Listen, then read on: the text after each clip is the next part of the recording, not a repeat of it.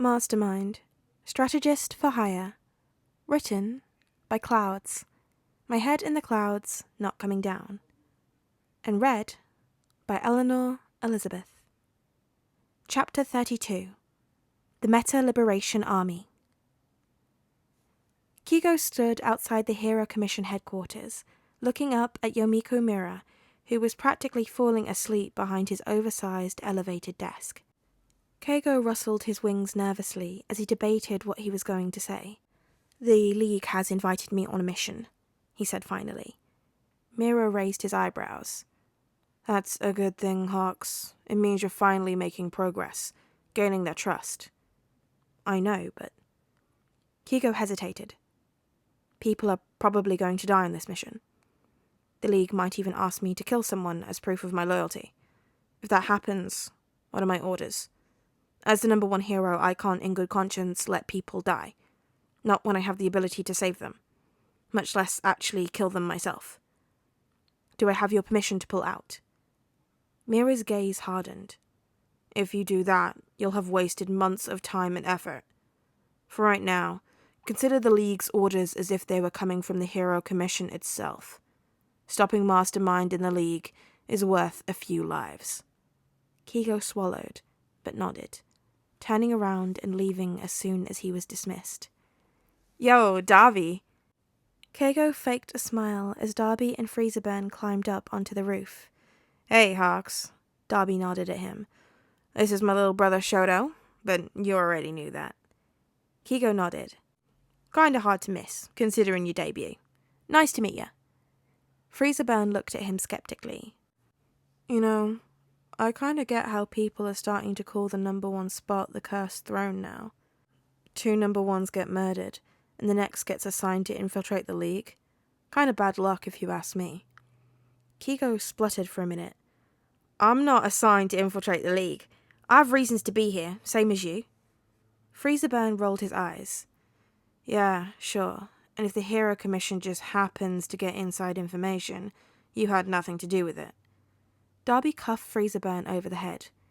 "Ignore him, Birdie. Schroeder's a little too fond of conspiracy theories. That being said, we may have invited you on this little mission, but don't think that means we trust you yet." Kigo nodded. "So, what's the plan, boys?" Darby and Freezerburn both smirked, and Kigo felt his stomach drop. That couldn't be good. "Just some good old-fashioned arson," Darby said. "There's a rival group we were going to partner with, but they made the mistake of pissing off Shoto's boyfriend, so we're taking them out instead." Kigo looked at them curiously. "Boyfriend?" He hadn't been told Freezerburn was dating anyone. This could be valuable information. Freezerburn rolled his eyes. "He's referring to Mastermind." "Oh." Kigo blinked a few times before smiling. Now that was valuable information.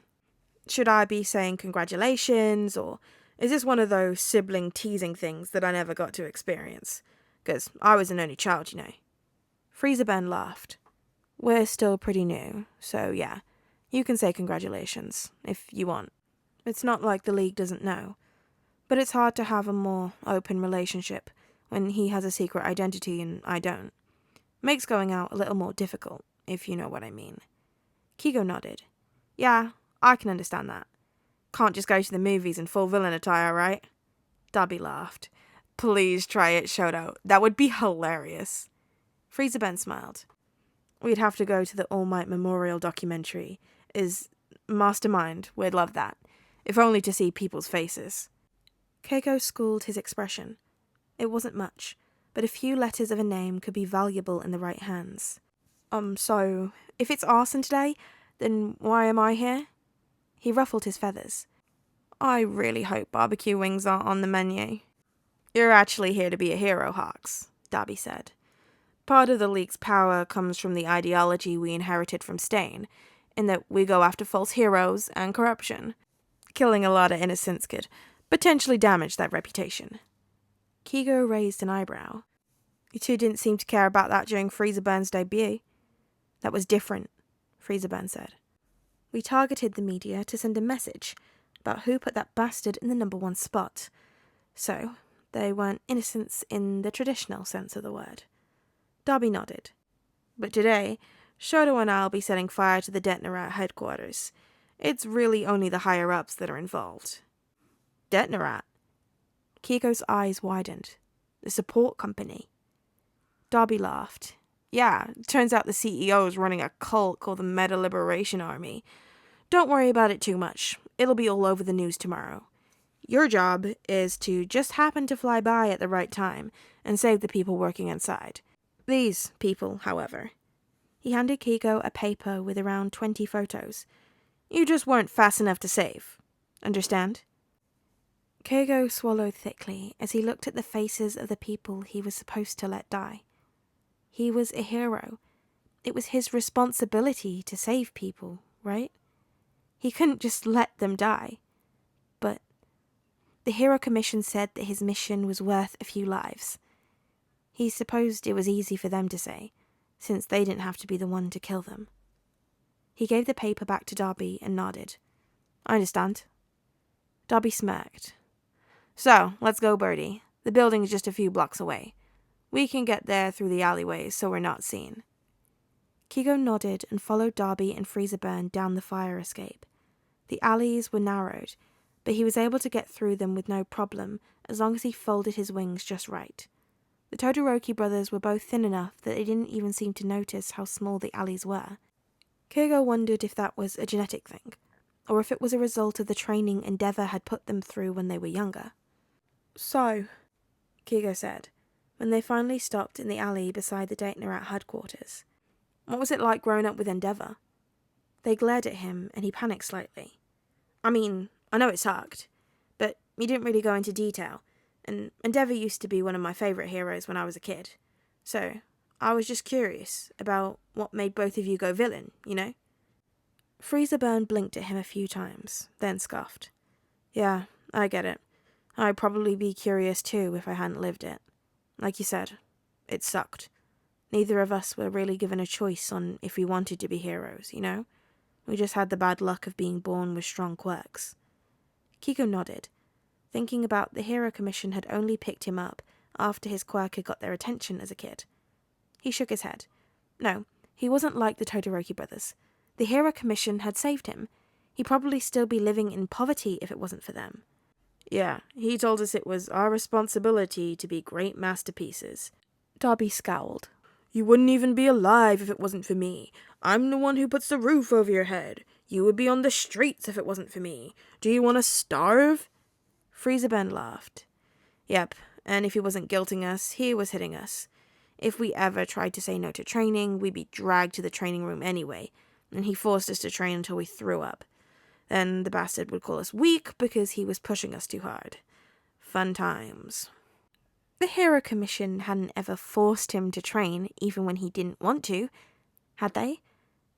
Kigo could remember saying no a few times, and he'd been allowed to stay in his room. But he'd always gone back to training within a few days. He hadn't been able to stand the disappointed looks, and no one would talk to him if he wasn't training. Had that been a punishment?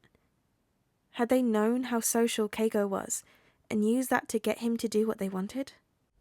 It was even worse when he threatened to hurt Mom, though, Darby said seriously. Like it was our fault that she was hurting, rather than his. Keigo nodded numbly, trying not to think of all the similarities. Sure, he hadn't really had parents that cared about him, but the Commission was always talking about all the people that would get hurt if he didn't train hard enough to save them. No, he was not like the Todoroki brothers. A beep sounded from Freezerburn's pocket, and he pulled out his phone. Mastermind gave us the go-ahead. He smiled widely. Let's light him up. Himiko put her phone back in her pocket and drank a swallowful of blood straight from her victim, knowing that each of her clones was doing the same thing. Each of her clones had one of Twice's clones with them to guard the person Toga was imitating, but they would stay out of sight unless something went south. Himiko grinned as the reporter they kidnapped stared up at their own face in shock, and she laughed as she skipped away into the broadcasting building. You're late. A person Toga assumed was the stage manager yelled at her, and Toga gave her best contrite expression. I'm sorry. Traffic was horrendous. The stage manager huffed and rolled his eyes. Whatever, I don't care. He waved a few assistants over. Get her a mic, we go on in 5. Himiko's eyes lit up in excitement as she prepped to go on air. These networks didn't know how lucky they were. She was handing them a story of a lifetime. All right, quiet on set, the stage manager yelled. He used his finger to count down from 5 and pointed to Himiko, who followed the teleprompter for a few minutes before going off. Oh, and for our next story, multiple broadcasting stations have actually been hijacked, including this one, and their news anchors have been kidnapped so that I could impersonate them. She smiled, enjoying the gasp from the crew as her personality shone through. Now on to the real story, the Meta Liberation Army. Did you know that they've been trying to make a comeback? They tried to challenge the League of Villains, but... She flipped the newscaster's ponytail off her shoulder. We won, obviously. It wasn't even really a contest. So now we're going to out their leadership to the world. Not that you'd have had to worry about them after today anyway, considering they'll be dead. Labrava hacked into the newsfeed and was showing photos of the MLA executives. Let's start with Ryuka Yodobashi, the CEO of Detnerat. He calls himself Redestro and claims to be the son of the original Destro. She giggled. Hopefully there's enough of him left at the end to confirm those claims. They've been flooding the black market with illegal support items for the past few months. You know, those ones that self-destruct as soon as the villain's caught. Yep, that's them. Next, Feel Good Incorporated. She pointed to the picture of Skeptic. Yatsumatsu Chigazoku.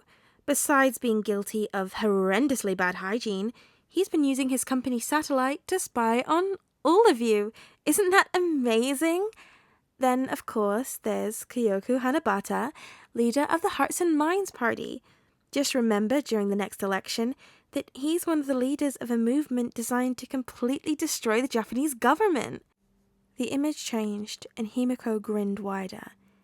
And then there are these heroes, all of whom are on the payroll of the Meta Liberation Army, and have been working to hide their existence from both the Hero Commission and the world. Memorize those faces, ladies and gentlemen. These are the heroes who are supposed to protect you from villains, not villains from you. There was a commotion behind the cameras, and Mirako and a handful of police officers scowled as they ran onto the stage.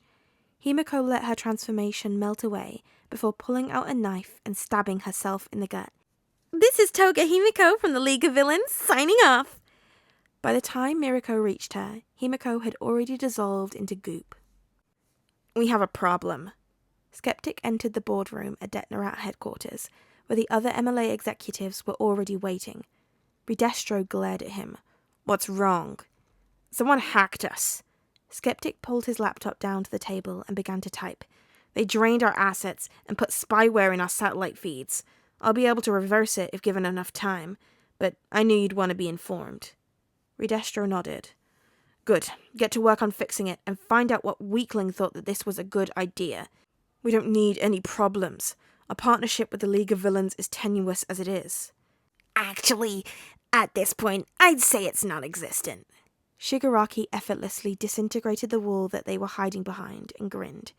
Izuku smiled behind his mask as he took in the shocked faces of the executives. Serves them right, quirkish bastards. Hello there. Compress waved cheekily and then ran a trumpet, compressing a large chunk out of his abdomen. It's a shame to kill a fellow showman like yourself, but you know what they say, the show must go on.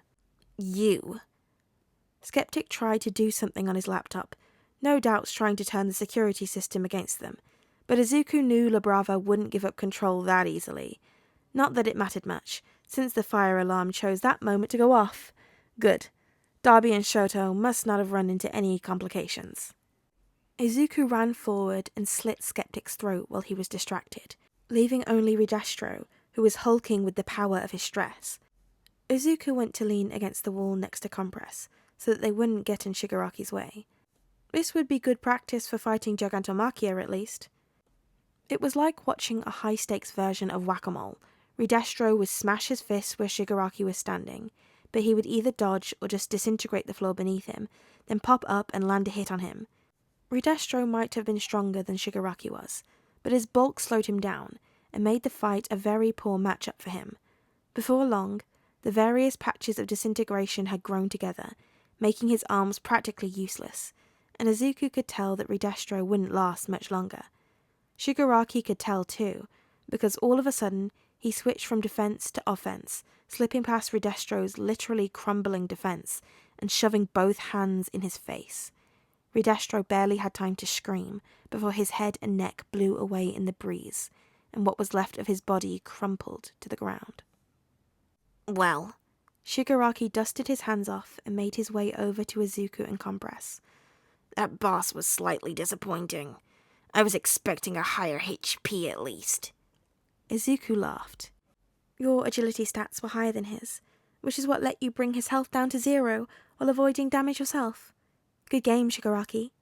Shigaraki grinned. Yeah. I must say, that was quite the show, Compress said. I hate to be the one to yell fire in a crowded theatre, but perhaps it's time that we bow out? Izuku nodded and sent a text. I guess we get to see how loyal Darby's new recruit really is. I hope this works, because I really hate Johnny's Warpgate. Hey, Birdie.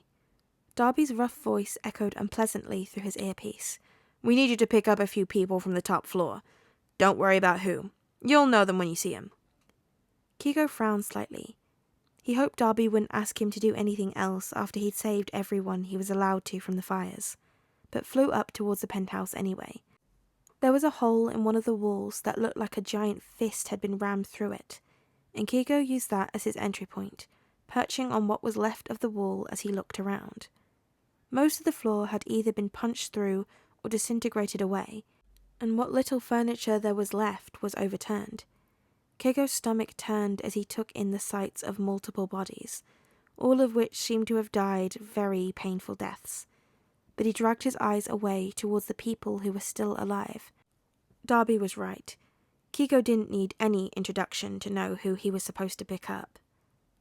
Hello, Hawks, Shigaraki grinned. Glad you could make it. Kigo nodded quickly and grabbed all 3 villains. He wished he could just take them straight to the Hero Commission, but he knew he'd get in trouble if he did that, considering that Mastermind's hostage situation was still going strong. He quickly flew them a few blocks away to where Darby and Freezerburn were waiting, being careful to avoid any media cameras that would question why he was saving the villains. Shoto! Kigo watched as Mastermind, the guy who threatened and killed more heroes than almost anyone else, practically bounced as he ran over to hug his boyfriend. Wait, Freezerburn was a teenager. Did that mean Mastermind was one as well? Just who was Mastermind? Well, Kigo started awkwardly. I'm sure people are probably wondering where I am after all that, so... Mastermind nodded and put his hand on Kigo's shoulder. Thank you, Hawks. You saved a lot of lives today. Then his voice dropped to a mutter so even Kigo had to strain to hear him. Just so you know, you shouldn't have to be held captive by the Hero Commission just because they happened to find you as a child. No one has the right to force you into a role you never asked for, even if that's how they raised you. Remember, I helped save Shoto. I can save you too.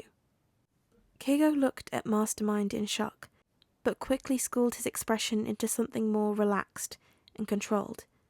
Did Mastermind have a mind-reading quirk? Mastermind laughed and spoke again at a normal volume. Just food for thought, Hawks. You should get along. Kigo nodded and flew off. That mission hadn't been at all like what he'd expected. Hey there guys, gals and non-binary pals, it's Eleanor and I hope you're having a lovely day today. Oof, it's been a while since we've had any Mastermind. I'm sorry about that. Hopefully you didn't miss it too bad. But we're back and we have Hawks content. He's here. I love him so much. Isn't he just... Hawks is the best. He's just a nice chickeny guy. His nice big wings and crippling daddy issues and mommy issues and abandonment issues. He's got a lot of issues, but it's okay because, him and Darby have that in common. Can you tell that I ship them? I do. I can't help it. They're just meant to be. I just feel that in my bones. But what did you think about this chapter?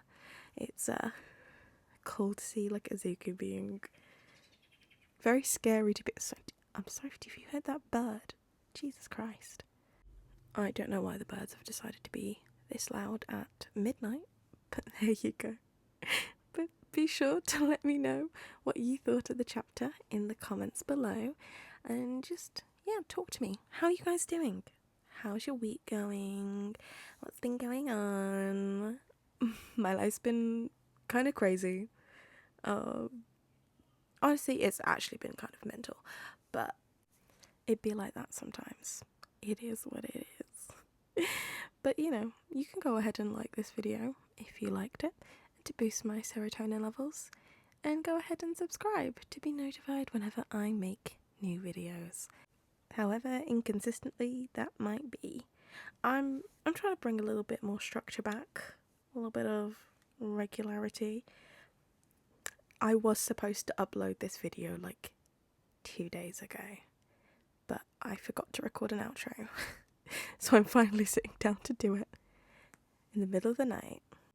If you don't mind dealing with my late night ramblings, you can also join the Discord, because I will talk to you guys there. It's a fun time. I also have Instagram, Twitter, TikTok, and Ko-Fi. If you're interested in any of those, the links will be in the description along with the original fic, as always. But until I see you again, be sure to practice some self-care. Go to bed on time. Don't be me. Get some sleep. You need it. Drink lots of water, and I mean a lot. You know, it's summer for a lot of us. And heat, it's not good. You'll get dehydrated. But even if it's not summer for you, drink some water. Jeez. Prunes. And eat 5 a day. Stay healthy, stay fit, stay happy, and do something today that will make you feel good. No matter how big or small that thing may be, anything that's just gonna cheer you up today, do it. Because life is short, and there are things in this world worth fighting for, and you're one of them. I will catch you guys laters.